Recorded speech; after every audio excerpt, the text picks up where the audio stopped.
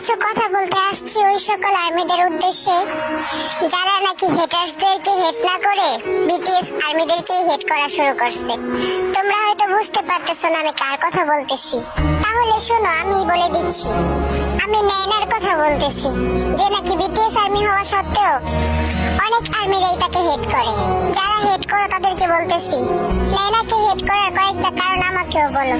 আমি জানতে চাই কোন কারণে এই মেয়েটাকে এত হেট করা হয়। আগে জানতাম আর্মিরা শুধু হেটার্সদেরকে হেট করে, এখন যে বিটিএস আর্মিদেরকেও হেট করা হয় এটা আমার জানা ছিল না। এখন কয়েকজন এসে বলতে পারো আমরা তো মজা করে এগুলা বলি। ভাই এগুলা কেমন মজা যে জায়গায় একজন বিটিএস আর্মিকে তোমরা নিচে নামাচ্ছ? আমার এখন মনে হয় আর্মি ফ্যান্ডমকে ঘৃণা করার জন্য হেটার্সদের দরকার নাই, কিছু আর্মিরাই যথেষ্ট। শুধু নেয় না, এখন দেখি সম্পাপুকে নিয়েও রোস্ট ভিডিও করা হয়। ভাই তোমরা এগুলা কি শুরু করছো ফ্যান্ডমে? ফ্যান্ডমটা পুরো নষ্ট করে দিতেছো। তোমরাই তো বলো বিটিএস আর্মিরা একে অপরের বোন, একে অপরের বন্ধুর মতো, তাহলে তোমরা বোন বা বন্ধুর সাথে কি এই আচরণ করো? সম্পা যেহেতু বিটিএস আর্মি, তাহলে আমরা আর্মি হিসেবে ওকে ভালোবাসতেই পারি, স্বাভাবিক। এর মধ্যে এত কাহিনীর কি আছে ভাই?